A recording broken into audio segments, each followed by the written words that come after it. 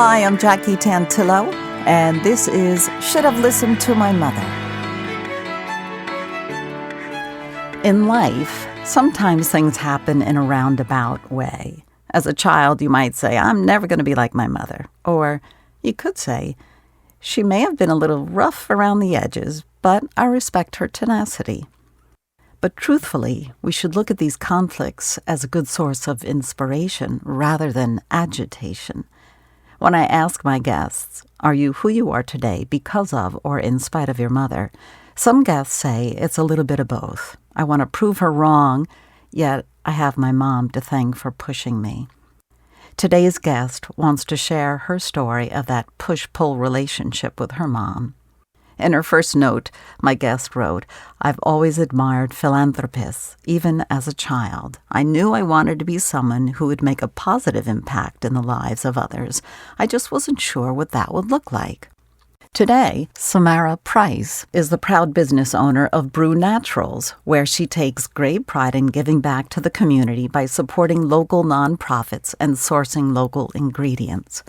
Brew Naturals is a gourmet elderberry company based out of West North Carolina, where Samara developed endless recipes using her elderberry syrup, and she collaborated with local businesses. My guest goes on to say that my mother definitely shaped my love of unique foods. Regardless of her impatience with teaching me, I definitely developed a love of feeding people and an affection for unique ingredients. Samara's mom would say, if you leave my house hungry, that's your fault. And Samara says she's adopted that motto as well. Here to share the rest of the story is Samara Price. Welcome to Should Have Listened to My Mother.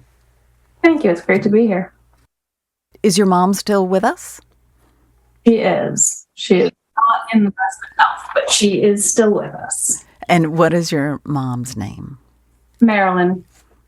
So you said there's this push-pull thing. She taught you stuff, but it was a little rough around the edges, maybe? Definitely.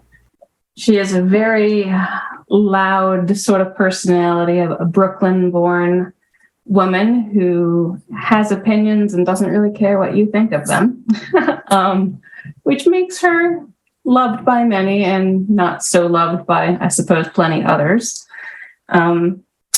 But yeah, she did have a bit of a push and pull. On the one hand, she's definitely a foodie and inspired a love of trying new things for me and my brother and my sister as well. We were always, not just treated to unique food in her own home, but if we went out, she would encourage us to try all sorts of new things that she was not perhaps interested in making for us. Where did you grow up? A little bit. I was born in Baltimore, so the first several years there, but the vast majority of my upbringing happened in North Florida, in Jacksonville. And I was there for about 25 years before moving to Western North Carolina. And is your mom a self-taught foodie, chef, cook? She most certainly is. When she was being brought up, she was the product of what would have been considered an illegitimate relationship. And though, of course, that's not her fault, she was treated very much as the black sheep. And the role that they found for her in the family was basically as something of a servant. She was always cooking and cleaning up after everybody. And so over the years in doing that, she says she started making food for the family when she was 7. And so over the years, she developed her craft and honed her techniques and developed an actual love of the process. So there was no, this was kind of mandatory that she was set in the kitchen. Where did she grow up? Did she live in Brooklyn? She did. Did she go to school as a child? She did. She doesn't really talk a whole lot about her childhood. She doesn't have a ton of positive memories of growing up. But she did. She talks about sort of being, how do you put it? She was a rebellious child, I suppose you would say, especially in her teenage years. She does talk about school, but she talks about skipping school as much as she talks about having gone to school. And there was definitely an ethos at the time. We're talking about early, mid 1940s, where apparently that schedule looked a lot different than it does today, where kids would sometimes they would stagger the enrollment. So some kids were starting as early as like the 7 o'clock hour, but they'd be done by 1 o'clock and go home for lunch. And some would come back for an afternoon course or something along those lines. Or she would say she would just go home for lunch and not come back. And do you know much of your grandmother, your maternal grandmother, your mom's mom? I don't. She did not grow up with her mother in the picture at all.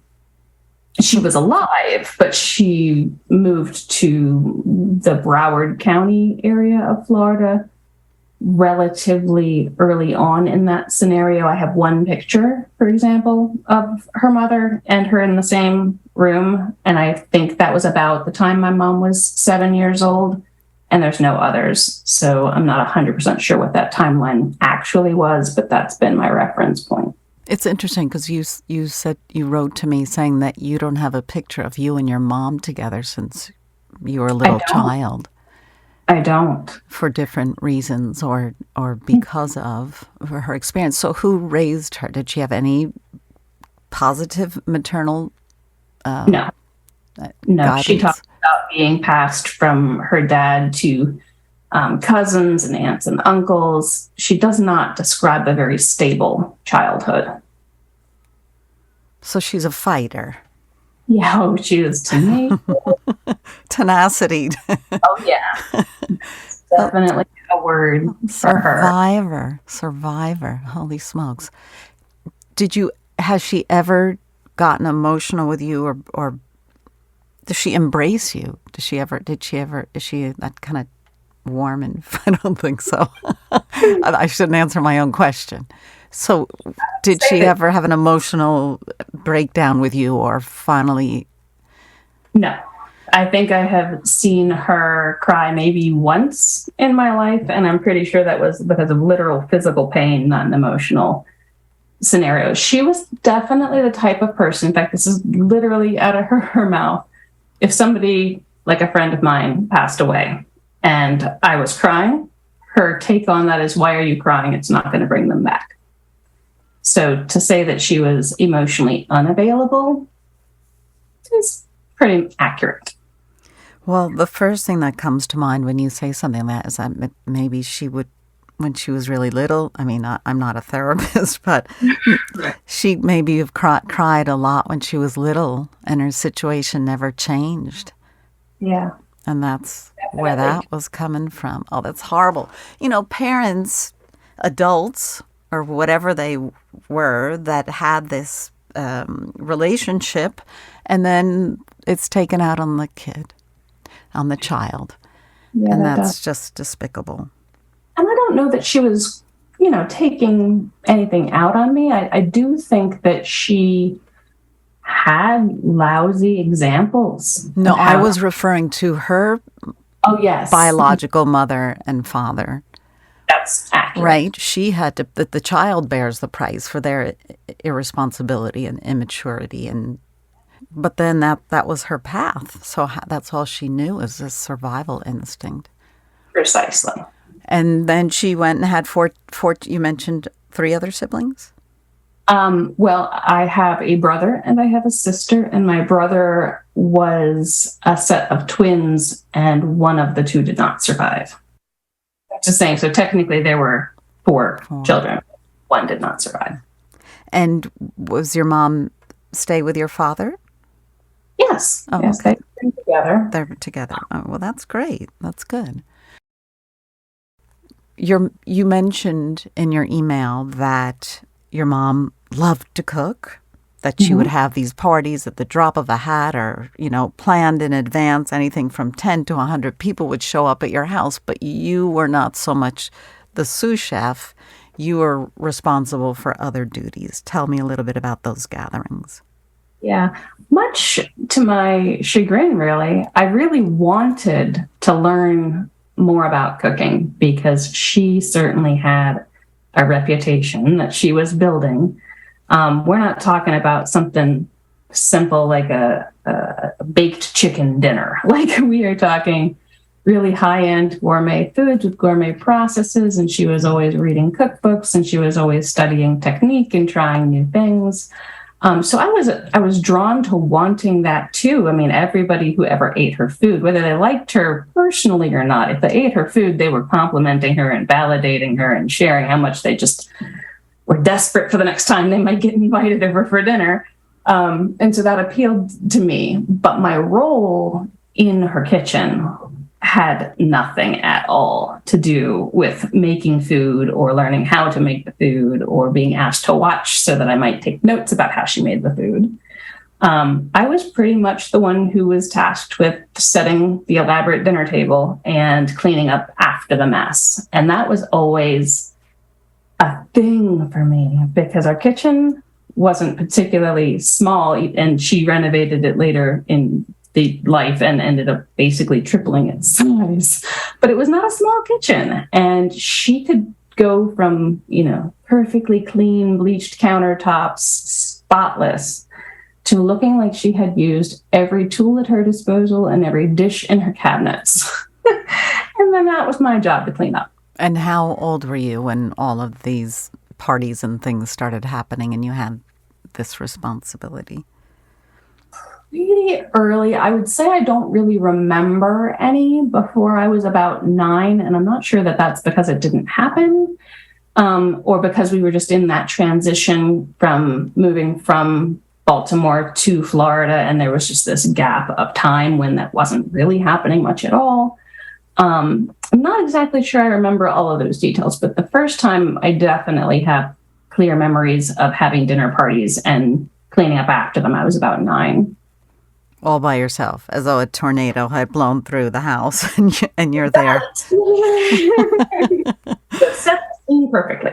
How many of these parties did it take you to realize that this just wasn't working out to your advantage? Not very many. I think the first time somebody offered to help do the dishes and she scolded them and told them to sit down, I was maybe 12. And definitely by that point, I was very well aware that this wasn't working in my favor. What particular style food, or was it ethnic food? What is something that comes to mind when you think of your mom's cooking? The thing that always comes to mind was her Passover Seders. She had other parties throughout the year. Sometimes it was just like a how to host a murder kind of dinner parties. Sometimes it was Thanksgiving style dinner party or a Christmas morning party, but the ones that stand out time and time again were the Passover Seders. And I think that the reason they tend to stand out is because they were never less than an elaborate affair. I mean, she would start cooking days in advance to, make the chopped liver and stick it in the fridge and make the gefilte fish from scratch. It was an ordeal every year. That's very impressive. And was the spiritual aspect of it significant as well, or was it the gathering of I know it's kind of intertwined, but...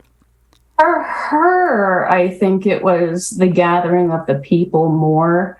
She definitely was brought up in the Jewish faith, but I think that she had a bit of a falling out with the sort of dogmatic aspect of religion to begin with. And her husband, my father, is an Episcopalian. And so at the point of their relationship, and definitely by the point of my being born into that family, she had a kind of a hands-off approach to my religious upbringing, and we deferred to his for the most part, with the notable exception of her hosting very elaborate seders. Interesting. Well, what kind of a relationship today do you have with your mom? It's a little bit strained, if I'm going to be honest. There is a lot of angst on my end because she has been in pretty critically ill health most of my life. And she was also mostly a stay-at-home mother, with the notable exception of a few small businesses she tried to get off the ground, and one that she did get off the ground. But I was always watching her with a bit of trepidation because she wasn't very straightforward about the nature of her health concerns. But I would hear, from my brother or my sister or from a church member or someone along those lines, do you know that your mom's dying? And the first time I heard that, I was 10, and I'm 42 years old now. And like I said at the beginning of this podcast, she's still very much with us, albeit her health is still in pretty sketchy shape. Obviously, as she ages, it's sketchier now than it used to be. But just that tension of not ever really knowing what the score was with any sense of confidence, because she wasn't interested in talking about it, because if she admitted that her health was failing or in crisis, then it might be true. You know what I mean? So, yeah, absolutely. So was it that did she ever go to doctors? Oh, all the time. Oh, okay. So she knew medically what the situation was, and did she tell anybody? Did your dad know? I mean, legitimately, yeah. What was the problem? Yeah, she and my dad are both medical professionals, so the notion that they don't have a clear idea of what's going on seems foreign to me at best. But they hold their cards close, and they don't care to have these conversations. Do you talk regularly? Semi-regularly? Never? We talk semi-regularly. No, it's not a never. We talk semi-regularly on the phone. The conversations are usually fairly short and sweet. Not necessarily brand new topics every time or too much digging through what's going on. If I'm being 100% honest, I'm not 100% sure that her mental faculties are as strong as they once were for those types of conversations. But it is an effort that gets made. Pleasantries, just making sure she's okay. Yeah. And is she a grandmother? She is. I have 2 boys. And does she talk on the phone to them, or does she play a grandmother at all? Yes, especially with my older son. My younger one hasn't really had the fortune of getting to know her very well because of the distance, and in part because the last 4 years she's been bedridden. And so, even when we have gone down there, it's a little bit of an intimidation for a little kid. He's only 7, to witness her, in her hospital bed in the bedroom, and not really have a built-in relationship like my older son does, for having known her when she was in a better, more robust state of health. Yeah, that's pretty great. It's unfortunate, though, and because it's always nice for your children to have that relationship, right? Yes. But if you could say something, pick up the phone right now. I know you could pick up the phone yourself, but what would you say to your mom if you had an opportunity to be completely open and honest to her right now?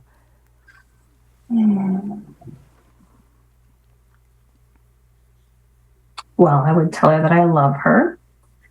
And in spite of our challenges and in spite of our differences, it has always meant a lot to me to witness her generosity, both around food and in the kitchen, but in life in general. I think that she has a vision, albeit not very deep pockets. She has a vision of being a philanthropist. She's definitely the kind of person who would give you the shirt off her back if she thought you needed it, if you told her you needed it. And so I would want her to know that of all the things that we have fussed about over the years, I will definitely think of her fondly one day when she is no longer with us. So she really has some wonderful attributes that you were able to see through the more challenging situations that you guys had to go to, and I love that you were able to grasp those and create what you've created today with your business. Thank you. it's unfortunate, but some people steer completely away from their past. Maybe that's what your mom did, but gosh, you wish, there's always those moments where you wish you could take something back, or you just took the time to break down that wall, that barrier, and say, hey, life is too short. Can we spend some time getting to know one another? Yes, I agree.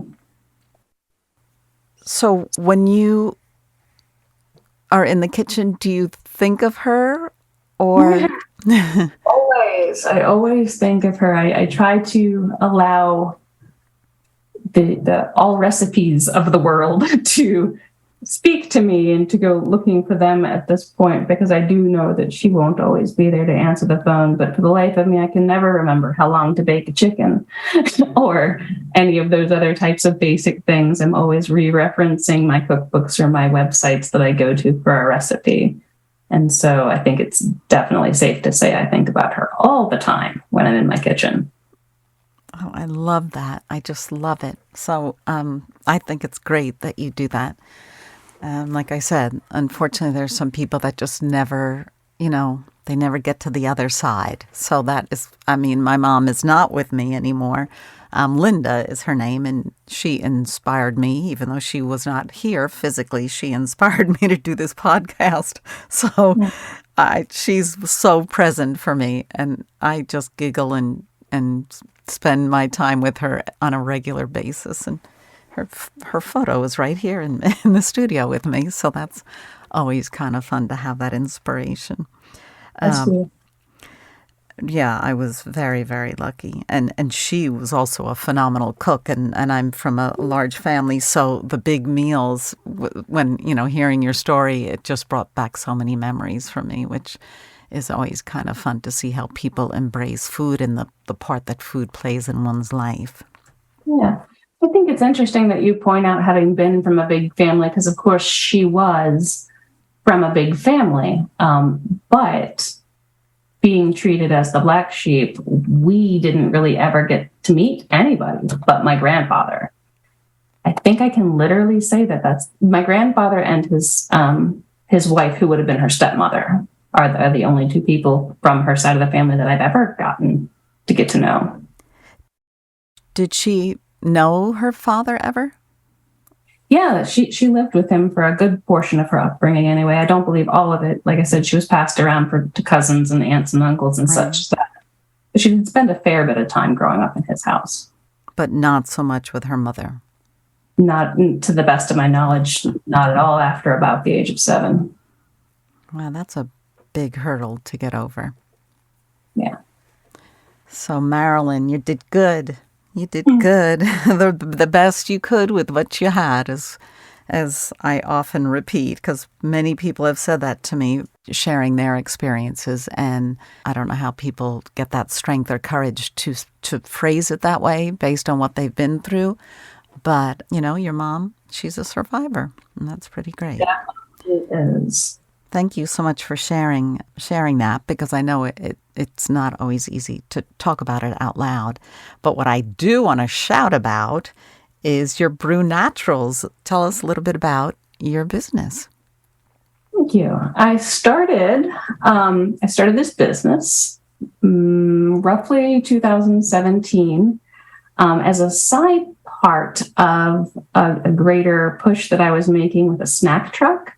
And I was sourcing local, organic, vegan, gluten-free, paleo, non-GMO, artificial flavor, color, preservative-free things for our little community here towards Asheville, North Carolina, and quickly came to find that of all the fancy little snacks and beverages that we have to offer around here, and I was bringing to these festivals and street fairs and such, the demand was in my elderberry lemonade and my elderberry popsicles. And the stuff that I was doing with the elderberry syrup that was otherwise only really making an appearance at the tailgate markets. And it became quite obvious to me by the end of 2019 that I couldn't really keep holding both businesses, and I needed to make some hard choices. Hard for me because I wanted to do it all, right? Don't we all want to do it all? But only so many hours in the day. And so I was successful at selling the truck, fully, especially since COVID reared its ugly head. And at that point, I doubled down into elderberry, which I had, again, sort of already been doing and promoting and sourcing local berries.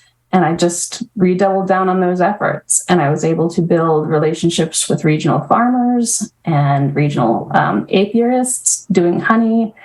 And it just sort of grew into a life of its own. And now I have that business and I am doing online sales and still do the tailgate market scene, have a few retail environments as well. And my favorite thing to have happen are collaborations. And at this point, I've had a number of really cool collaborations from everything from breweries doing like an elderberry wheat beer or an elderberry hard seltzer, to a chocolatier uses it once a year in her winter wellness dark chocolate bar.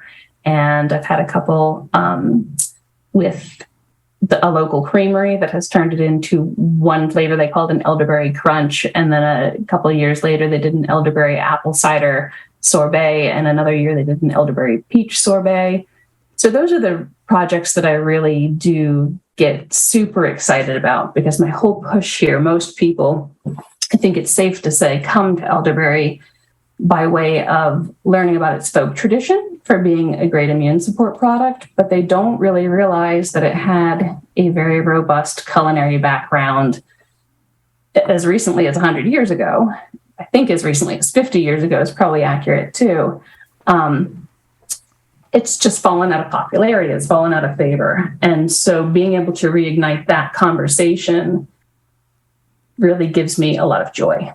It's amazing because I know elderberry. I mentioned too before we started the interview, elderberry and zinc lozenges for immune building and all that kind of support.